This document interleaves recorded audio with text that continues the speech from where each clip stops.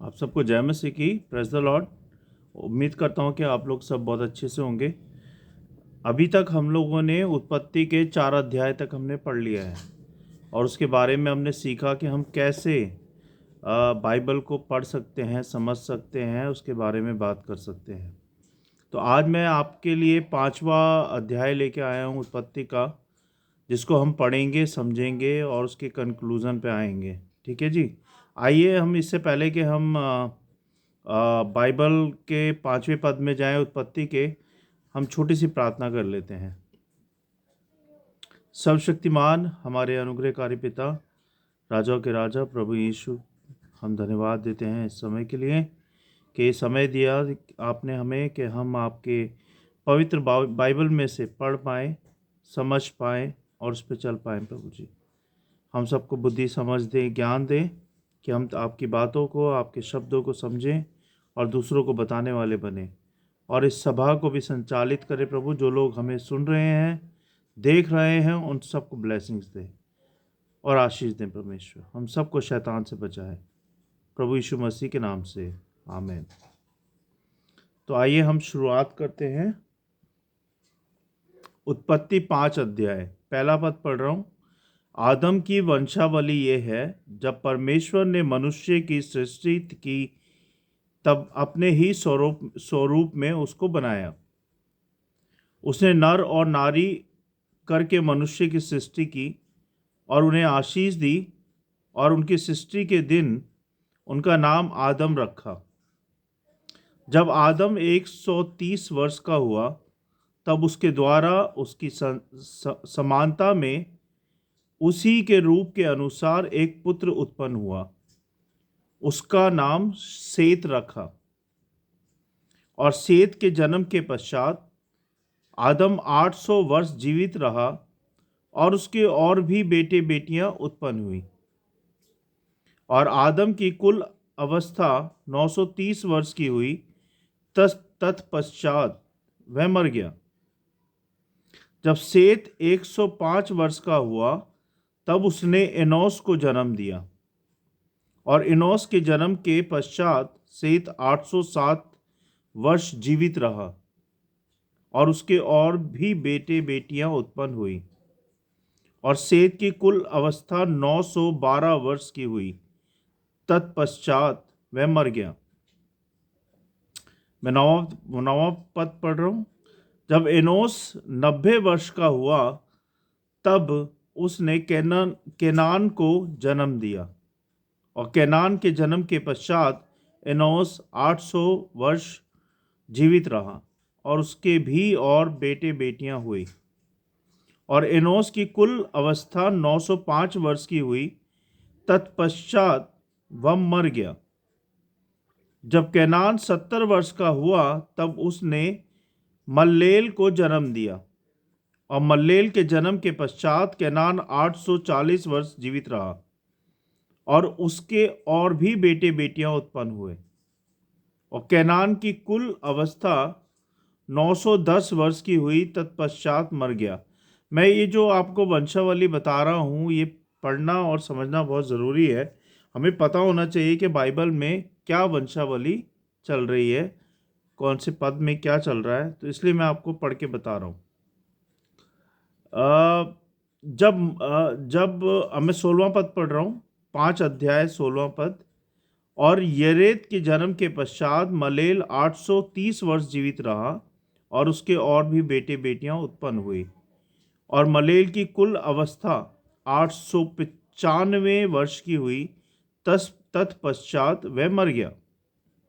जब येरेद 162 वर्ष का हुआ तब उसने हनोक को जन्म दिया। और हनोक के जन्म के पश्चात येरेद 800 वर्ष जीवित रहा और उसके और भी बेटी बेटियां उत्पन्न हुई। और येरेद की कुल अवस्था 962 वर्ष की हुई। तत्पश्चात वह मर गया। जब हनोक 65 वर्ष का हुआ तब उसने मतूसेला को जन्म दिया। और मतूसेला के जन्म के पश्चात हनोक 300 वर्ष तक परमेश्वर के साथ साथ चलता रहा और उसके और भी बेटे बेटियां उत्पन्न हुए। और हनोक की कुल अवस्था 365 वर्ष की हुई। और हनोक परमेश्वर के साथ साथ चलता था, फिर वह लोप हो गया, क्योंकि परमेश्वर ने उसे उठा लिया।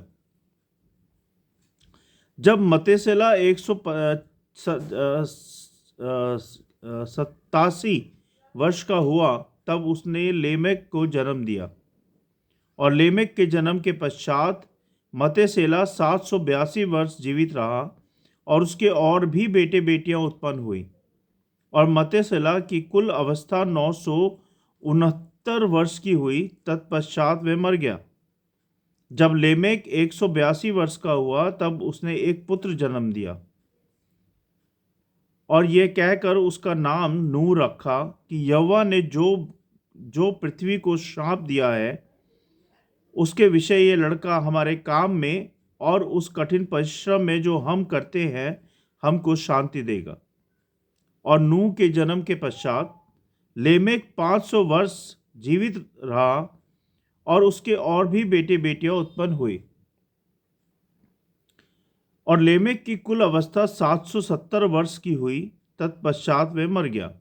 और नूह 500 वर्ष का हुआ, और नूह ने शेम और हाम और येपेत को जन्म दिया। तो ये हमने आज 5 अध्याय पढ़ा उत्पत्ति का, 1 से लेके 32 पद तक, है ना।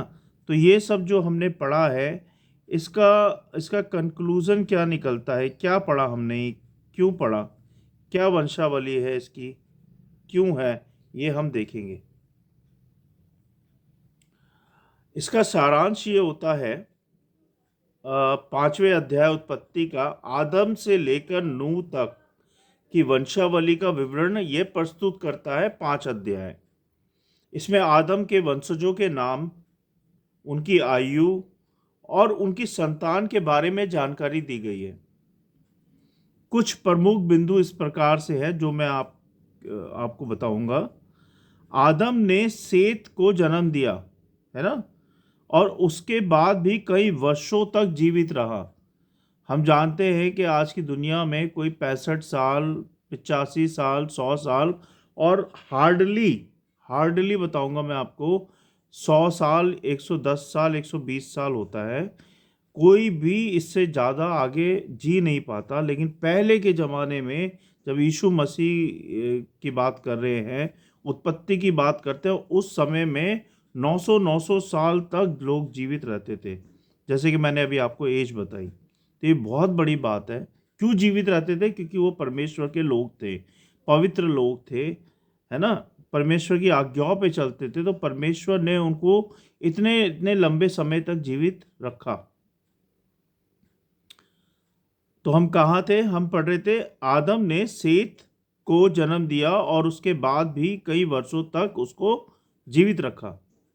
सेत की वंशावली में एनोश, कैनान, मलल, येरेद, हनोक, मतुसेला, लेमेक और नूह का नाम आता है।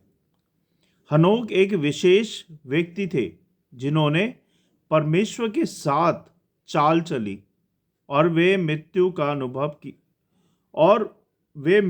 अनुभव किया बिना परमेश्वर द्वारा उठा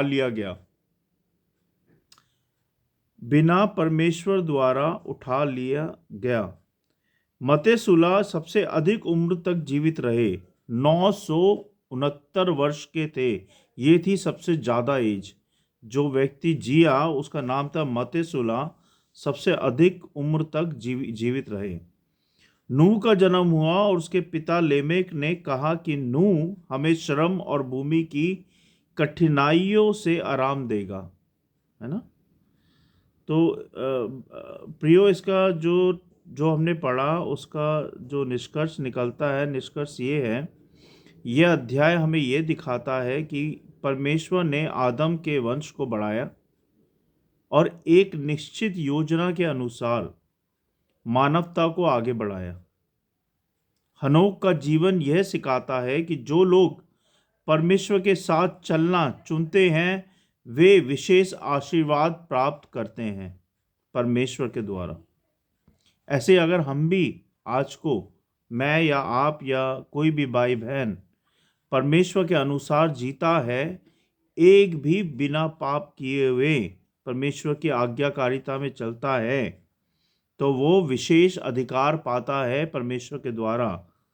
वो कोई भी अधिकार हो सकता है, आशीर्वाद हो सकता है, कोई शक्ति हो सकती है, कोई प्रार्थना हो सकती है, कुछ भी परमेश्वर जैसा चाहें।